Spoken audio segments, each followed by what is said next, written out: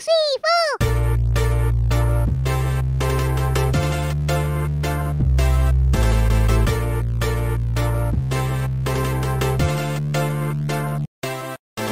Hai guys, sekarang sudah ada di studio saya di Cibubur dan teman-teman yang udah datang ke sini sudah hadir. Namanya Gilang Katok dan Alsa Base Jam. Asik. Kamu senang disebut Alsa Genpi Alsa atau senang dibilang Alsa Base Jam? Alsa Base Jam. Senang dibilang Alsa Base Jam atau diminta sama band kamu disebutnya Alsa Base Jam? Pertanyaannya menjebak. Oh enggak. Ini kita ada di zaman yang berbeda. Om Sandi kan di era band 90-an, medianya berbeda, cara promosinya berbeda, approaching ke bersosialisasi juga beda.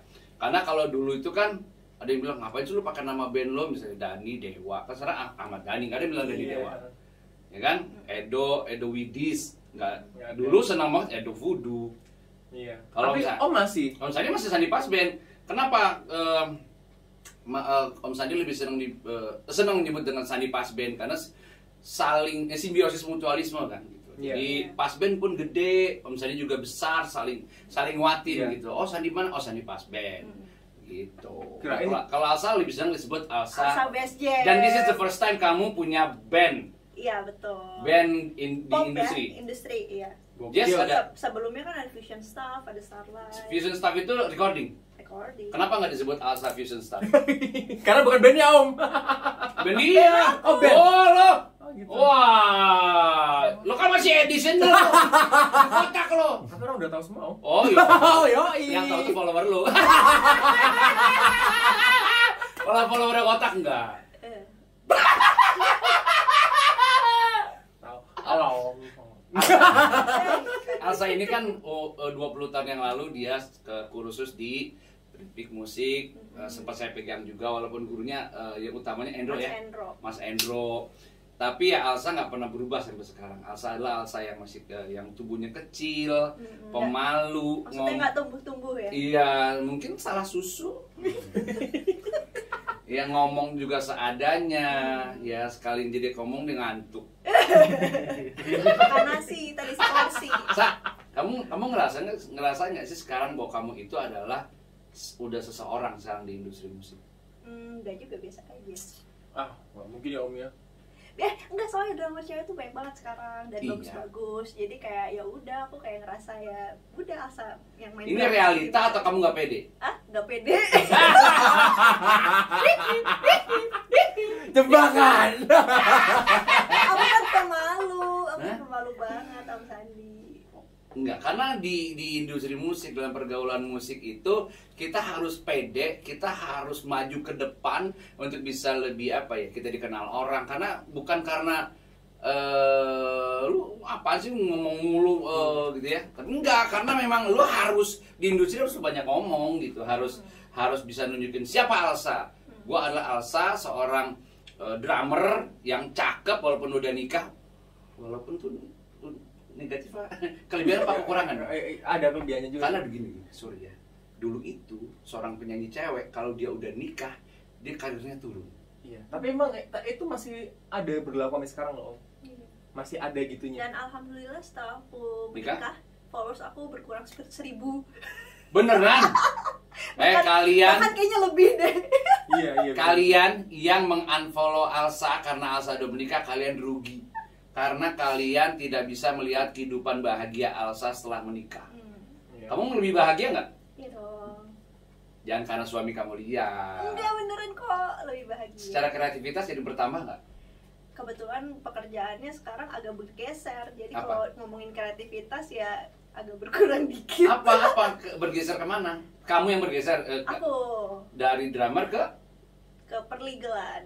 Oh, sekarang Alsa ini jadi dia punya publisher, punya recording label. Enggak, publisher, Publisher aja ya? agregator sama sekarang kayak aku jadi tim legalnya Ahli Waris Didi Kempot, terus jadi legalnya Om Heru Ditawa. Anak kecil, cewek yang dulu belajar, pemalu, yang kalau kursus dianterin mamanya, sekarang itu udah jadi seseorang, udah punya perusahaan publisher, terus juga legal. Jadi kalau buat kalian yang punya karya, yang pengen nanya-nanya, silakan aja ke Instagramnya Jen Fielsa. Nanti akan gue share. Kalian boleh nanya gimana caranya supaya lagu kita bisa dilindungi hak ciptanya, karena banyak orang-orang yang lagunya bagus tapi secara ekonomi dia tidak terpenuhi karena diperkosa hak-haknya oleh para pembajak. Wow. Lu sebagai drummernya Kotak, apa yang lu dapat, ilmu apa yang lu dapat setelah bergaul dengan 3 trimasketir itu? Banyak, ilmunya banyak banget. Apa? Kehidupan maupun secara teknis sebagai musisi sih, Om. Banyak banget. Apa? Yang paling lu inget banget apa? Yang paling Kenakalan? kebetulan aku masuk di kota kan udah pada punya keluarga kan. Jadi bukan punya keluarga kan bukan.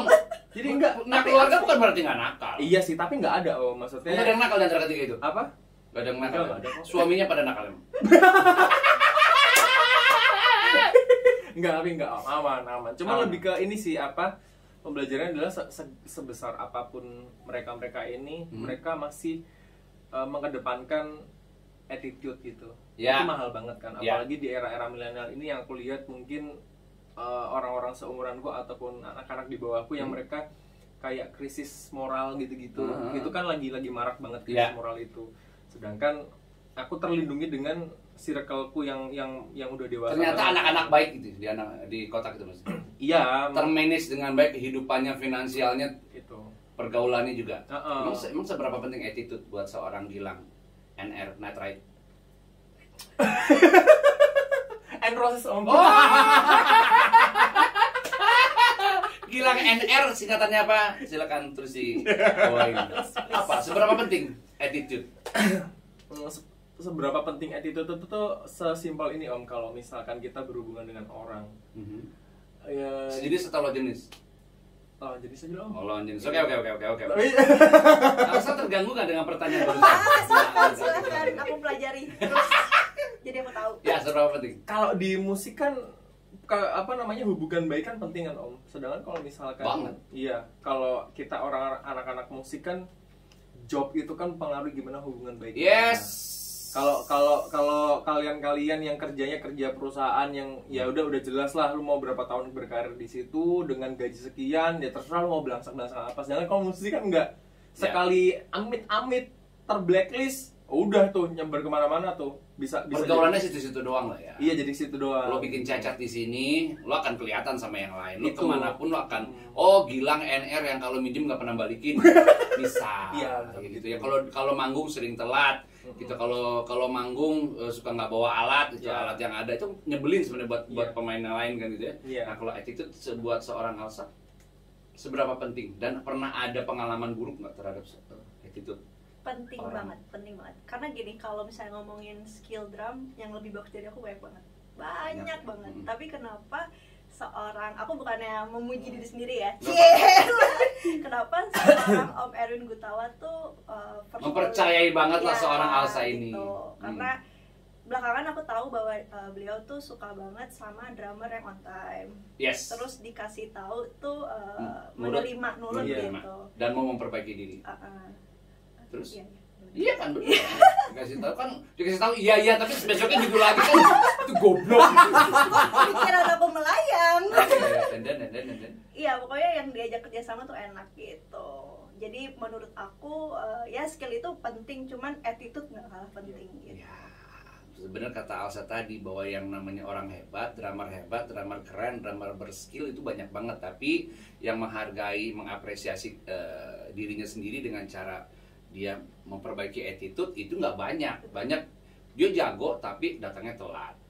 Dia jago tapi keras kepala dikasih tau wang. Ya, keras kepala sometimes bagus juga kalau dalam diskusi kreatif gitu ya. Boleh itu mempertahankan idealisme boleh-boleh aja, tapi pada saat kita harus kompromi dengan yang lain, kita harus kompromi. Iya. Itu Dan itu juga kayak misalnya aku ngerasain kalau aku jadi session player, aku harus bisa menginterpretasi maunya musik director. Tapi ketika aku di bass jam, di fusion staff, justru itu tempat aku untuk berkreativitas. Gitu. Kalau buat teriak ya teriak. Nah ini kalian ini kan masuk di sebuah band yang bisa dibilang sudah besar. Sama kayak gue juga sebenarnya pada Asik. saat di tahun 2000 gue masuk Pasben sudah besar gitu. Adaptasi kan pasti kita bertiga ini beda. Nah, lu sendiri pada saat Gilang ini kan unik sebenarnya, sama kayak Mike Portnoy, sama Mike Mangini yang masuk ke Dream Theater karena di audisi. Iya. Gilang ini adalah waktu itu di audisi buat masuk ke kotak kan. Nah itu prosesnya gimana? Waktu itu lu secara pribadi di kontak mereka atau memang lu murni gua adalah seorang drummer, gue ikut audisi aja? Iya udah itu ikut audisi aja. Karena kan itu kan audisi terbuka kan. Iya. Iya, Terus yang main gitu. Hah? Kerokan banyak kok. Apa hitam? Emang audisi terbuka kan Om. Jadi waktu itu di announce. Pakai baju kan tapi Iya. Udah enggak. Ini kenapa? Alsa memang udah nikah. Ya, tapi ya nggak perlu juga lu pamerin masalah buka baju nggak buka baju. habis terbuka. Ya terus Kamu lebih senang terbuka apa? tertutup doang pakai hijab. Kalau tertutup gimana caranya? Caranya gimana? Iya, maksudnya- Suami marah lah kalau tertutup. Tatat. Hah? Gimana? Ya, lanjut. Merah deh. Bagian Gilang dulu. Ya karena itu audisi terbuka. Ya udah Gilang submit aja Om. Oke, terus dari berapa ribu drummer? 900.000. Oke, kita anggap 900 drummer yang akhirnya masuk berapa besar? Dipilih 4 besar. 4 besar. Langsung dikerucutin 4 besar, dari 4 besar itu lolos. 4 besar itu, terus akhirnya mereka langsung lihat, secara langsung lo main dan akhirnya lo diterima. Langsung diterima. Oke, dan apa yang pertama kali wejangan dari mereka? Perintah dari, bukan perintah, gue nggak suka menyebut perintah. Permintaan dari mereka apa? Itu Om. Lu harus apa? Kata-kata apa yang paling lu ingat? Yang paling aku ingat itu karena waktu itu kan Jangan telat, Iya itu pasti. makan harus habis. Ini cuci piring juga mau dimakan. Saya lalu nyari drummer apa nyari babu sebenarnya? Enggak, tapi memang karena kan tektokannya sama Mamang kan, sama Mas Sela. Mamang Sela. Sama Mamang Sela. Jadi Oke. terlalu banyak input yang ditaruh ke Gilang dari Mamang Sela itu tuh tentang attitude pokoknya. Karena Bukan mungkin, tentang skill malah, kalau skill udah. karena kan ya kan audisi itu kan dilihat skillnya Om. Mhm. After itunya kan yang lebih penting kan. Maksudnya drummer jago banyak gitu. Lu mau anak presiden pun tapi lu attitude tuh belangsak. Ya Lu nggak akan dihargai, ya nggak akan jadi gue juga apa-apa. nggak akan pakai lu gitu kasarnya Oke. gitu Om. Ya itu jadi apa ya, jadi pegangan kuat buat bilang banget. Dan after itu pun sampai timing mungkin baru-baru di sini aku ngobrol ini tentang perihal ini karena mungkin kotak udah capek ganti-ganti drummer kali ya Om. Iya. Sampai Mas Aldi yang selaku manajernya kotak itu minta timing buat ketemu berdua waktu itu Oh, lu berdua sama Aldi sama Mas di Aldi. kamar. Hah? Teras dulu Om, masa langsung kamar Om? Oh, Dede Aldi. Kamu mulai PDKT-nya di teras dulu, terus bawa ke kamar. Emang enggak sih, Gilang sambelnya aja pahit sebenarnya. Terus. Ya udah. Apa yang Kak Aldi Sampai- minta? Lah, Mas Aldi tuh bilang sama Mamang Sela katanya, gue izin ya mau ini Si Gilang aja. enggak mau moles gitu si Gilang gitu katanya. Dalam artian Kan udah bisa main ngapain les? dipoles. Oh, dipoles. Iya, dipoles. Dibahas sama dia. Bego ya. Ya, terus. Ya udah akhirnya di pembicaraan itu yang ditanamkan kembali lagi ke attitude karena memang ya ingat banget sih ada satu kata yang waktu masuk gitu, jangan kaget ya gitu. Dua katanya. Pertama itu sebelum Itu dua kata. iya. Kalau jangan kaget itu dua. Jangan kaget. Iya, ada ianya tadi. Oh, ada ianya. Oh, Jangan 2,5 kaget berarti. ya. Bego ya saya. Udah itu dikasih kata-kata itu jangan kaget ya, maksudnya apa Mas? Ya aku sih pengen tahu statement jelasnya jangan kaget itu apa, walaupun sebenarnya secara general kan paham jangan kagetnya karena ya lu di sini tahu-tahu ntar dapet sesuatu yang mungkin lu kaget dari yang benar-benar nggak ngerasain sampai ngerasain gitu. Karena kan karir Gilang di awal dulu pertama kali ketemu Om Sandi sampai sekarang kan itu kan kayak dua momen yang berbeda Om. Ya. Jadi nggak yang ketika aku ngobrol sama Alsa sama Iqbal Yang mereka seangkatan. udah gede di sini Ya. yang udah tau lah gitu. Sedangkan Gilang kan nggak dulu gede di daerah, sempat mau dibawa ke Jakarta tapi karena memang orang tua yang mungkin waktu itu apa ya secara knowledge gitu masa depan si anak mungkin nggak terlalu ini ya. Jadi waktu itu udah pulang aja lah, sekolah aja di sini gitu. Sedangkan Gilang selama berapa tahun itu nggak bermusik dalam arti benar-benar udah melepaskan hingar-bingar yang tadi itu. Sebenarnya kalau ini di build dari awal di Jakarta mungkin udah jadi dari dulu gitu. Iya. Kamu lebih banyak di Semarang ya malah ya? Iya, pokoknya dari After Muri, terus ketemu Om Gilang, ketemu Om Sandi, dibawa ke sana ke sini sampai Ke Jakartanya setelah pada saat kamu audisi Kotak itu. After yang udah lama banget dari yang kecil itu Om, Iya. baru ke Jakarta lagi tuh yang Kotak itu. Jadi kan ya bisa bilang kaget Kampung lah, banget Om. berarti dari kecil itu ujung-ujung ke Jakarta. Kampung banget berarti. Enggak, Om, sebenarnya enggak kampung. Asal ya kamu tuh. Soalnya kan sempat ke Bandung Om, jadi kan aman kan. Oh. Masih oke lah ya. Pembelaan. Jadi musisi yang transit di Bandung itu agak rusak malah. Ya gitu, jadi biar nggak kaget katanya gitu Om. Oke. Nah, kalau Alsa sendiri mau habis ya? Sebentar, pause dulu. Sebentar ya, Sa. Nah, kalau ke Alsa, kan tahu kita udah lama gak ketemu. Ya kan, udah lama gak ketemu. Terakhir acara-acara Indonesian Drummer, terus tahu-tahu, oh Alsa udah di Bass Jam. Iya. Proses awalnya gimana? Kalau di Bass Jam, aku sebenarnya berangkatnya kan emang session player. Jadi waktu itu memang dari 2015 aku udah Seperti EG, Erwin Gutawa, gitu. sampai sekarang masih ya? Jadi dari 2015 itu udah bantuin Bass Jam sebagai additional player. Emang Bass Jam kan waktu itu belum ada drummer kan. Setelah Mas BS keluar, dia nggak ada drummer sampai aku masuk itu. Jadi pakai additional, terus ada waktu itu Echa, Yandi juga main sama Bass Jam.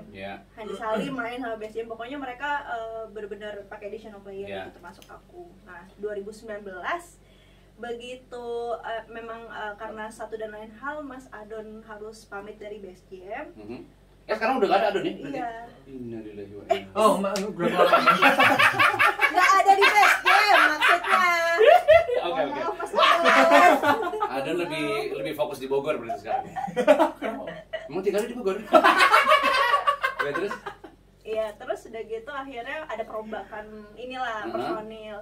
Mas Sigit Wardana yang dulunya cabut, sekarang balik lagi. Masuk lagi karena butuh ya. Pak, pada saat awal kamu ditawarin untuk masuk Bass Jam, itu gimana prosesnya? Prosesnya, jadi aku sebenarnya jadi additional player mereka dulu. Sebelumnya. Di tahun 2015. Terus ya sampai 2019 akhirnya baru masuk sebagai personil. Jadi memang kan aku basically emang session player. Jadi main sama siapa aja. Dan agak kaget sih akhirnya ditawarin untuk main. Karena setelah kamu jadi additional juga masih ada beberapa drummer jadi additional kayak Echa, Yandi, Handi Salim juga pernah. Which is pasti Bass Jam juga akan kesulitan karena 3 drummer itu kan drummer sibuk ya. Iya. Jadi kalau pas main, oh dia nggak bisa, akhirnya ribet lagi mesti latihan lagi kan. Om, dia juga sibuk loh Om. Gimana? Sibuk ya? Sibuk ngurus suami. Aman, dia main aman. Enggak, gini, tapi kamu memang diminta jadi personel tetap atau itu adalah tawaran dari kamu? Karena gini, kayak misalnya Dia ikut audisi gitu ya. Gilang kan audisi, oke diterima ya jadi personel tetap. Tetap apa additional masih? Additional tetap. Masih additional tetap. Additional tetap. Bedanya. Beda Om, tapi kalau additional gitu kan masih bisa ganti-ganti kan. Oh, ini tetap. Honornya tetap apa additional? Ya honornya bisa naikin dong. Tapi honor lo ada sisanya nggak? Apa Om? Habis apa ada sisanya honornya? Bisa Om buat kawin Om. Kalau kawin itu nggak perlu duit. Oh yang murah. Oyo. Terus kamu? Itu memang mereka yang minta jadi personal tetap. Iya, memang mereka yang minta gitu. Terus, Tanggung jawab apa yang diminta dari mereka? Tanggung jawab dan haknya. Enggak, karena kan biasanya kalau jadi additional kan kita mainin apa yang mereka minta gitu kan. Kalau sekarang aku yang ngasih input ke mereka tentang musiknya, tentang lagunya, tentang mungkin Bahkan perombakan aransemen lagu-lagu lama. iya, terus brandingnya seperti apa kayak gitu-gitu. Dia butuh masukan dari yang milenial gitu. Oh, karena secara Alsa juga cukup aktif di sosial media. Kemudian Alsa juga cukup intens di industri musik sebagai dia punya publisher. Terus kalau juga. Bass Jam harus nge-review perjanjian nggak usah bayar karena ada aku. Oh, jadi kamu aku baru tahu sendiri lawyer kan? Biasa kan? Iya. Kayaknya mereka itu ngambil dia bukan karena drummernya dong. Bukan. Karena kalau bayar biaya lawyer mahal gitu, kan, jadi lawyer, udah aja lawyernya suruh nge-band bareng gitu ya. Lawyer itu kalau sekali konsultasi itu sekitar 15 sampai 20 juta. Iya.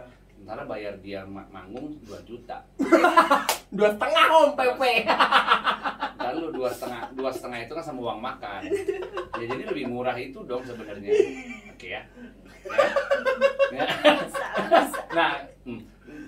ini pengen nanya nih, kan kamu sendiri punya publisher, Nah, legal company gitu kan? Nah terus kenapa kamu sekarang justru sama BCM diarahin ke label? Yang publisher kamu juga atau publisher dari label itu? Label Oh, berarti Beda publisher beda publisher. dulu ya? enggak di aku gitu. Nggak di kamu nah. Oh, oke. Ya sebenarnya kalau masuk label kenapa ya karena nggak ada SDM buat ngurusin secara manajemen juga gitu. SDM kan semua personilnya itu kerja masing-masing di luar musik gitu. Dan akhirnya kita ya udah kita masuk label supaya ada SDM yang lebih memperhatikan kita gitu. SDM-nya. Terus selain itu juga kalau masalah publisher memang aku nggak pernah memaksakan gitu untuk Karena nggak boleh juga memaksakan. iya gitu betul ya. gitu. Karena publisher kita memilih siapa jadi publisher kita itu karena hati, karena gue cocok, karena tawarannya juga cukup menarik ya gitu. Jadi hati-hati ada jebakan publisher juga sebenarnya banyak ya. Nah kalau di sosial medianya BCM sendiri kamu yang paling aktif? Mungkin followersnya YouTube-nya, Instagram-nya. Iya. enggak kalau Aku nanya ke dia, kamu mau jawab. Mau ngomong apa kamu sebenarnya? Karena kan co-host. Udah punya suami? Co-host. Oh, co-host. Oke. Siapa tahu kita punya segmen aja. Oh! Sandil. Oke. aduh bingung jawab apa. Ya kalau aktif di sosial media ya mungkin aku Di antara anak BCM lah. iya lumayan sih. Kamu lah ya. Kenapa ya Sekarang sekarang lumayan sih? Ngomong Enggak. aja aku gitu loh ya. Iya, Susah banget ya. itulah, harus percaya diri. Aku. Nah, ini kan di BCM berarti perempuannya dua ya, Dua. kamu sama Sita kan. Sita. Dulu kan ada Anya kan. Sekarang udah nggak ada juga.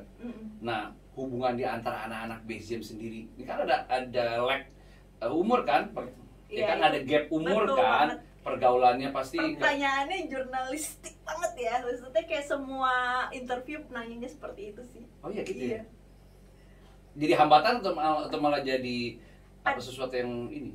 Seru tapi lumayan challenging juga sih gitu. Akhirnya kamu yang ikut mereka atau mereka yang ikutin mood kamu? Ganti-gantian karena kadang-kadang nggak semua ide-ide aku tuh diterima juga. Mungkin karena mereka Tapi diterima, Kak. Maksudnya gini pernah ya berapa persen diterima gitu. Karena kan ada band hanya anak kecil lu ngapain? Yes, that's right. I can read your mind. Iya. Ini nggak ditos lah. Dari tadi gini gak Gua disalaman. gini tadi nggak disalamin, gua gini nggak ditos. Ini anaknya siapa sih ini? Ibu Popi sama ya. Ibu Popi. Udah niat banget loh. Kita motos loh, ini kita motos sama-sama loh gitu ya nggak? Mohon maaf ya. Ya udah lah, kalau gitu. Ya udah. Oke, thank you buat Gilang, thank you buat Makasih. siapa namanya? Dian biasa. Dan guys, ini gue harus kasih tahu bahwa tadi kita sempat ngobrol-ngobrol. Kita tadi sempat nelpon Dani, suami dari Jen Fialsa.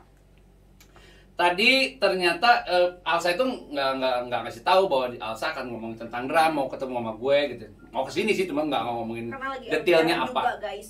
Hah? Karena lagi LDR juga, guys. LDR. Jadi Dani itu suaminya lagi di Pontianak lagi ngurusin kosan 20 pintu. Di sana tuh encim apa namanya cewek-cewek Chinese amoy-amoy namanya kos di situ. Enggak, tapi bukan itu yang gue mau ngomongin. Jadi dia karena gue harus nanyain Alsa mau milih yang mana, mau DM1X, DM210 atau DM7X. Gitu. Gue tahu apa yang dia mau pilih, tapi gue nggak mau dia yang milih. Tapi gue pengen suaminya yang milih. Apakah mereka punya apa namanya chemistry?